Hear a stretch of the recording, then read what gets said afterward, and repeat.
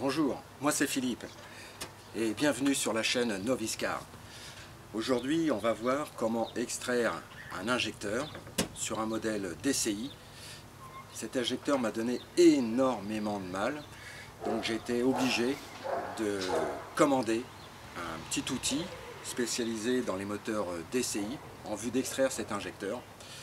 Mais surtout le but de cette vidéo c'est de se dire on va essayer de construire ensemble un outil qui va nous permettre de pouvoir extraire une multitude d'injecteurs. Attention, cette vidéo c'est niveau noir. Générique.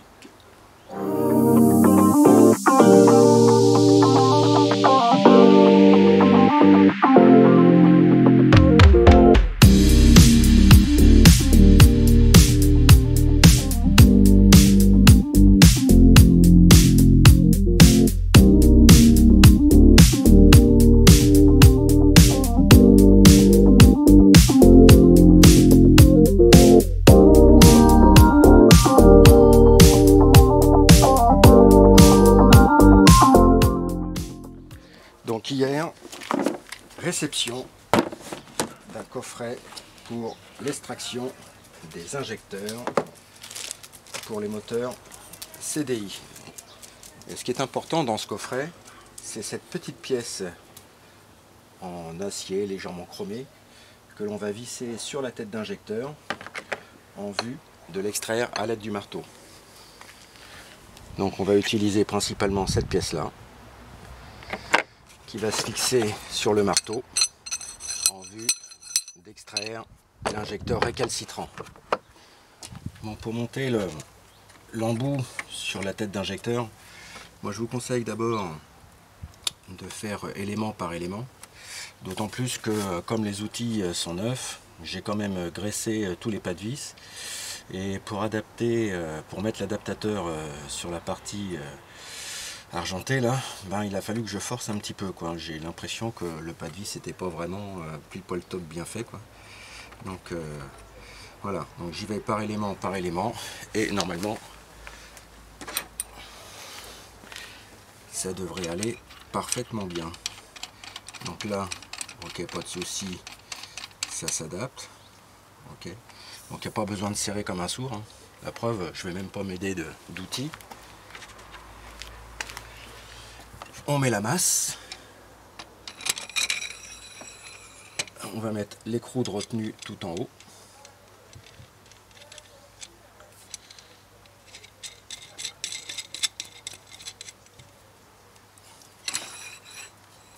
Et c'est parti.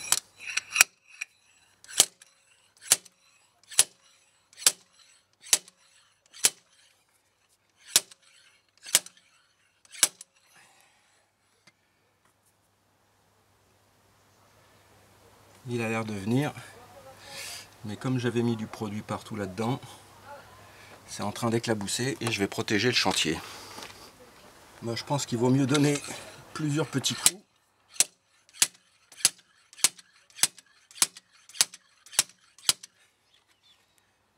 Ah, il commence à sortir, c'est bon. Il commence à sortir, donc vous voyez, le conseil c'est peut-être pas de donner des grands coups.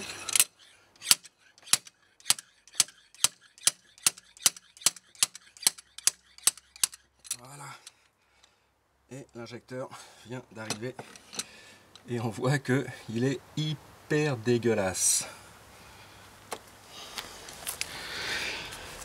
Donc là, sur la partie supérieure de la buse d'injection, bon là c'est à peu près propre parce que ça fait pas mal de temps que j'essaye de l'extraire. Vous voyez, on voit que ça a été un peu martelé parce que j'ai essayé d'exercer des mouvements de rotation. Par contre, le dessous là, on voit, ça c'est que de la calamine, c'est même pas lisse, c'est plein de relief, c'est de la calamine, voilà quoi. Bon, visiblement la rondelle pare-feu est restée au fond du puits de l'injecteur. Bon, ça c'est pas grave, hein, avec un petit crochet, on va pouvoir le récupérer quoi. Victoire.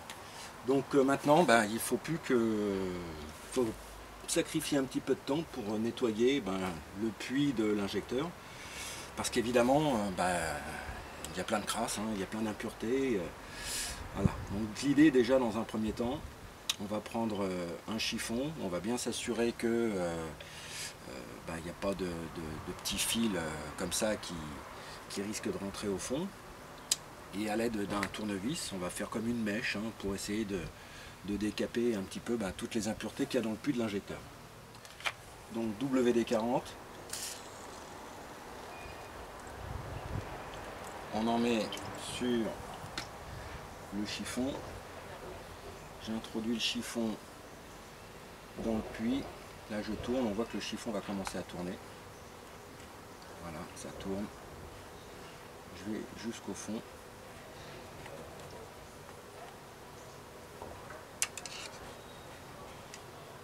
Et là on voit que le chiffon il ressort pas nickel.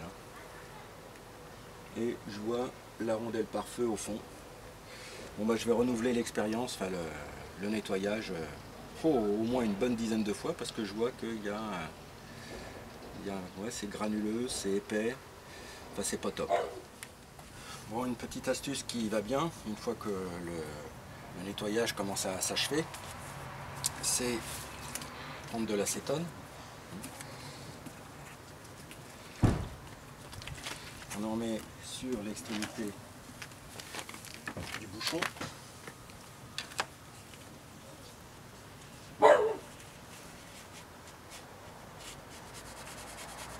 Des petits mouvements de va-et-vient avec le chiffon. Donc avec le tournevis je pousse, avec le chiffon je tire.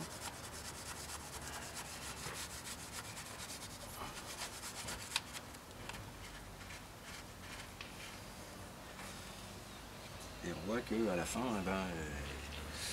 le chiffon il n'est pas propre. Donc il y a encore pas mal d'impuretés au fond.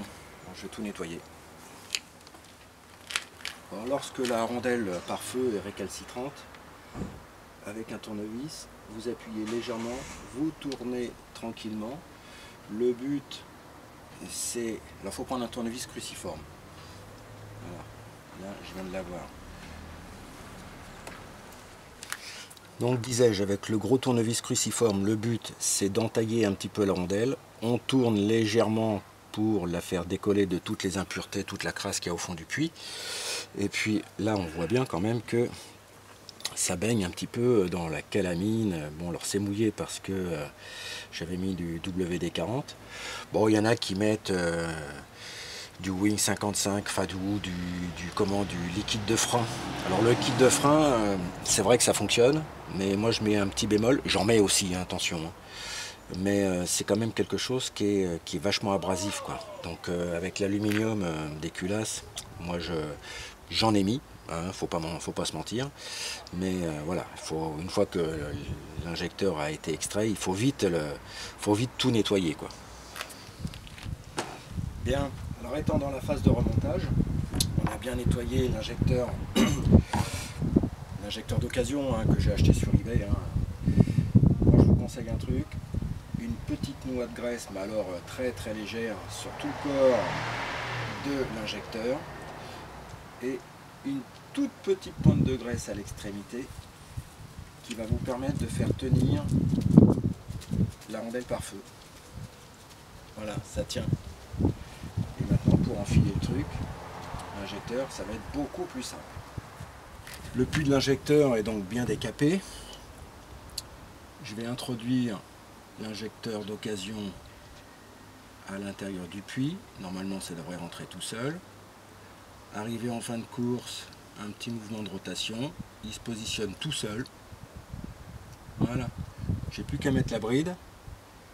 Alors j'ai nettoyé aussi le trou fileté dans la culasse qui permet de recevoir la bride de fixation de l'injecteur. À l'aide d'une pince à bec, je vais repositionner la bride de fixation de l'injecteur. Bon, ça va simplement m'aider à bien l'enfiler dans les encoches de fixation. Ensuite, une fois que c'est fait, voilà. Donc tout est bien décapé, tout est nickel, tout est visiblement en place là. Voilà.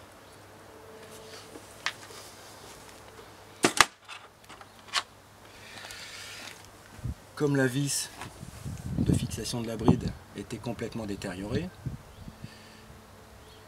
j'ai commandé sur un site spécialisé la nouvelle vis de fixation, toute neuve. Donc c'est une vis Torx. L'embout, ça a l'air du T40 ça.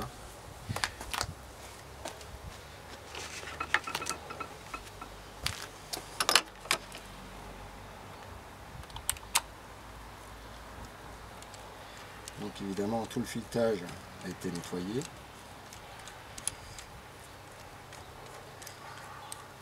Ça va tout seul.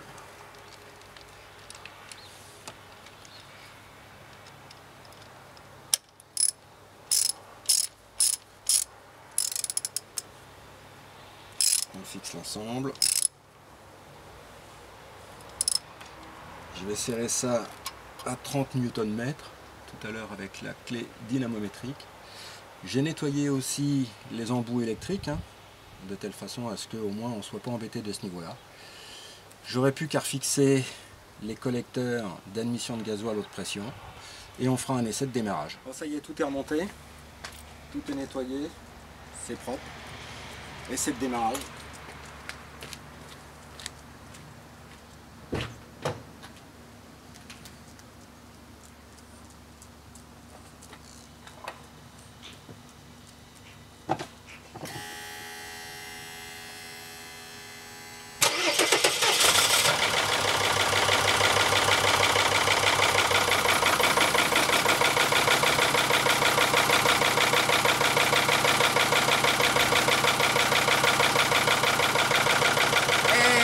Plus de claquement.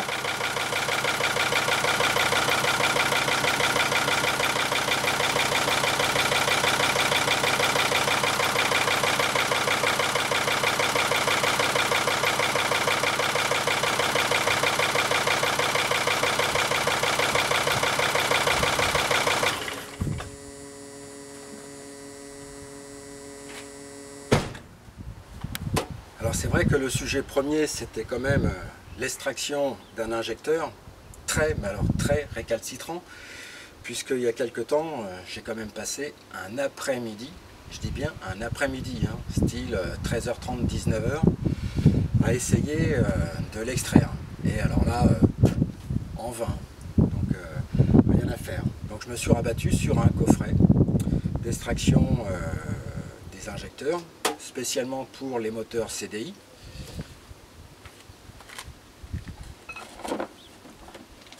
Une belle petite mallette, une de plus, vous allez me dire, mais c'est vrai que ça représente un investissement, puisque ce style de mallette, bon, c'est quand même 109 € pour extraire un injecteur. Bon, quelque part, comme on dit, ça me trouve le bip, mais c'était une étape obligée, quoi, on va dire. Mais sur le deuxième épisode, je vais vous montrer comment on peut fabriquer un outil d'extraction qui peut faire multi-usage, parce que il suffit de se rendre compte que qu'est-ce qui gêne à la limite, c'est l'épaisseur de la bride de fixation des injecteurs. Or, eh bien, je me suis rendu compte que en analysant un petit peu la forme des injecteurs, la place qu'on a au niveau de la culasse, eh bien c'est pas si compliqué de fabriquer un petit outil d'extraction. Il nous faudra quelques grosses vis, quelques tiges filetées. On va fabriquer une entretoise, mais avec des tournevis courbés, qu'il va falloir souder. Donc évidemment ça représente un petit peu du matériel, mais c'est pour du niveau noir. Donc normalement les gens qui sont du niveau noir, on va dire, ils ont commencé déjà à s'équiper depuis pas mal de temps, quoi. Donc voilà pour le premier épisode. La suite très bientôt, le temps de collecter un petit peu les morceaux de fer qu'il va me falloir. Alors je vais pas me casser la tête, s'il y a des petits morceaux de ferraille que je peux trouver, style à Monsieur Bricolage, Intermarché, Leroy Merlin, je vais pas me gêner, je vais taper là-dedans. Au pire des cas, prochainement, il faut que j'emmène aussi plein de végétation à la déchetterie. Si dans le bac, je vois quelque chose qui me plaît, je demanderai au gars qui surveille, est-ce que je peux prendre le petit truc, quoi. Il est cool, il accepte. Il est pas cool, il me dit non, mais c'est pas grave, j'irai dans un magasin, quoi. Et on va fabriquer ensemble ce petit outil, quoi. Ça va peut-être nous éviter un investissement de 109 € que j'ai acheté sur Amazon. Je regrette pas mon achat, hein, attention, mais à la limite, c'est vrai que 100 balles, c'est un beau petit resto, quoi. Ok. À très bientôt.